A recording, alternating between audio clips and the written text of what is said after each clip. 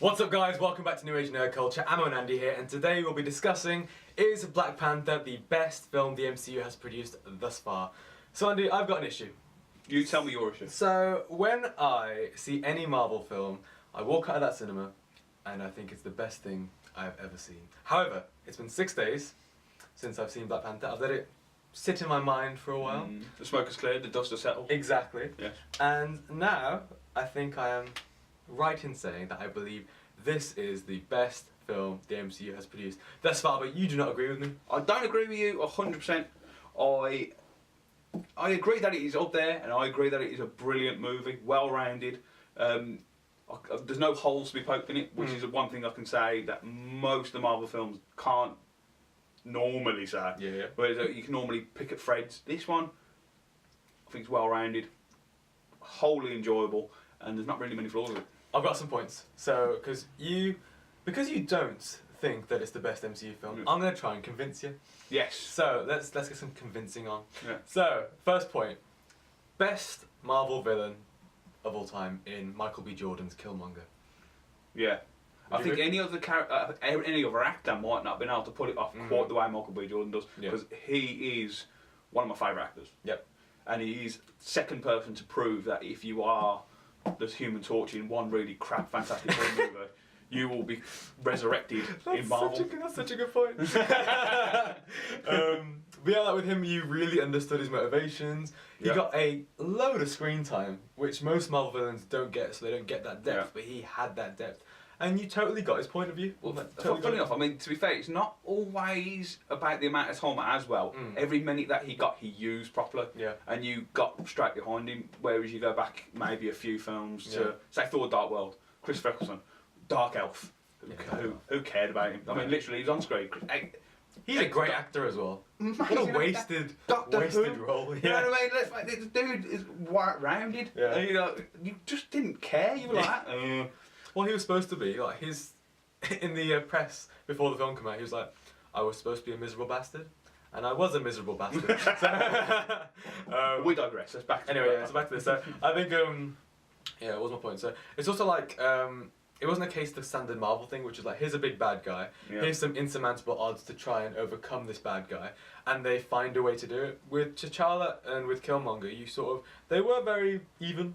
Yeah, even when, spoilers by the way, full spoilers for Black Panther. Oh yeah. Spoiler alert, he's everywhere. Yeah. I'll put some do. Yeah.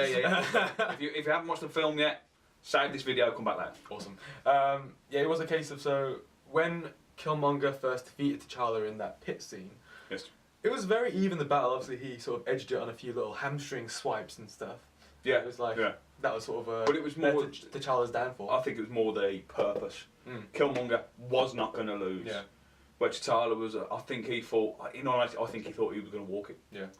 But I think the level of skill as warriors was quite similar. Oh, yeah. But I have to say, Marvel are getting better with their third act sort of ways to end the film in terms of big battle sequences, like Thor Ragnarok, Black Panther, and also Doctor Strange. Very interesting ways of tackling the big bad guy at the end without it just being sort of, everyone comes together and they find a way through. Yeah, I mean, it's normally you can write the end yourself. Yeah. Sitting there watching a Marvel film, normally you can go, well, I know this is going. But I'll give you that. The last three, I'd say that's been more of a surprise. Yeah. Second point. So, I think it's the best writing in a Marvel film thus far on a number of different counts. First one, this is the funniest Marvel film of all time. I don't care about Guardians. I know you love Guardians, Andy, but I just think this wipes the floor with it. But I know you're a big Guardians fan. I'm a huge Guardians fan, yeah.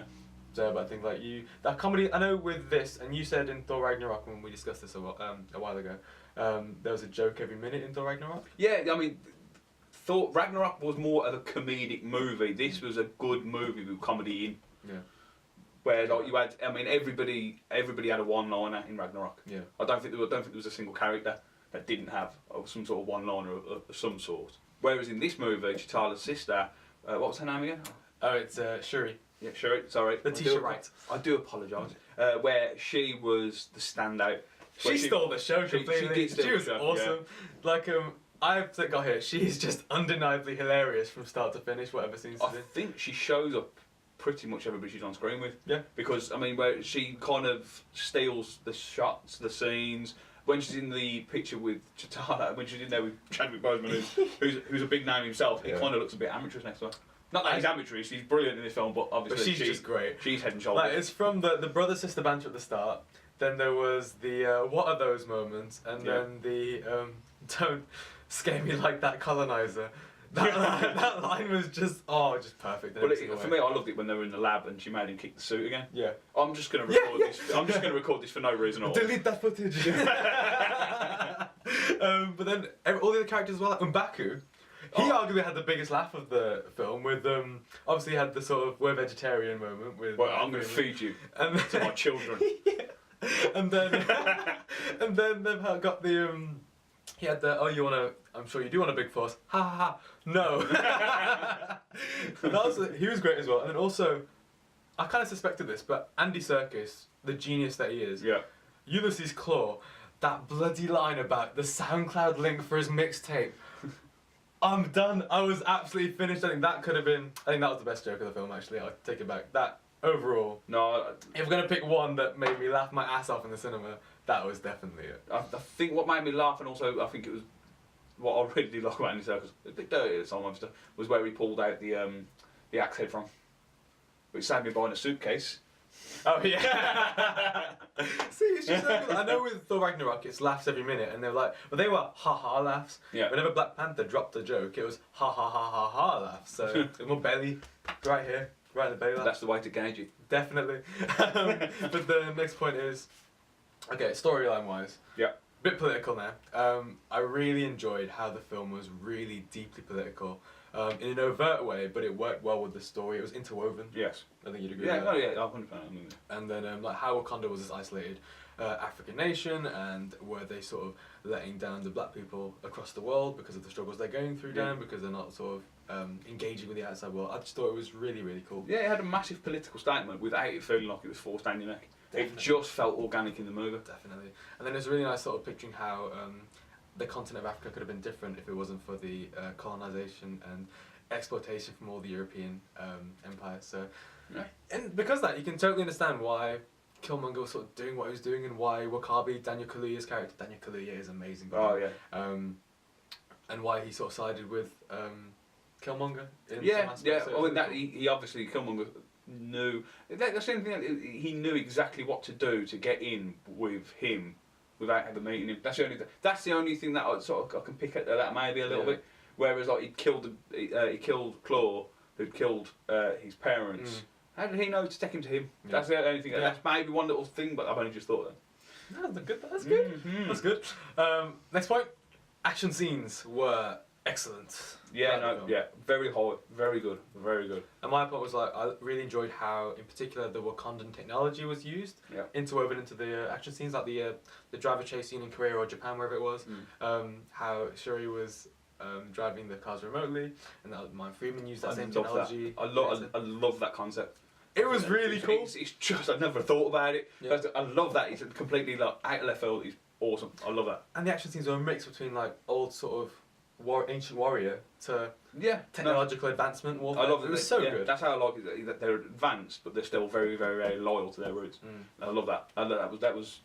It had all the air of where they were from, but it had some absolute kick-ass modern day stuff in there as well. And final point: so much melanin showcased in a positive way. I think I said this before. Any black kid growing up needs to see this film. It was just so nice seeing black people portrayed in a very positive way on such a various amounts of fronts, be it in competency, intelligence, advancement in technologies, all these sort of things. Yeah. And that kind of leads to the point of like, a lot of people talked about whether Martin Freeman was kind of needed in this film, because he was, to me, he was kind of like, I made this point to my colleagues at work, he was kind of that awkward white guy at an ethnic wedding. Because he's just sort of there, doesn't really know what to do in the corner. Will he engage in some dancing? Maybe for a little bit. He'll dabble and then maybe just step out a little bit. But he had like, there was two moments, obviously don't scare me like that colonizer bit. And then also the M'Baku, if you tried to talk and then you roared him down. Yeah. Then the whole not vegetarian thing. Yeah. But it's just nice to see, because like, throughout film history, there's always been that one ethnic character in like a film about white people where they sort of just poke fun at, really. Yeah. And I felt this was kind of like the opposite of that, but not in such a harsh way. It was just to show Yeah, no, how I think advanced Wakandans are compared to the outside world. Yeah, I think the only real reason he was in there is to link him in with the rest of the MCU. Yeah. I think that's the only real reason he was in there. I mean, admittedly, you probably could have got away with Claw being the only recognisable face in there that was white, but I mean, it didn't feel forced to me. Yeah. I mean, other people might feel differently, but I think he was fairly naturally in it. Yeah. And I enjoyed him being in there. And it was like, even though he was sort of made to be a bit inferior, that was the whole point of it.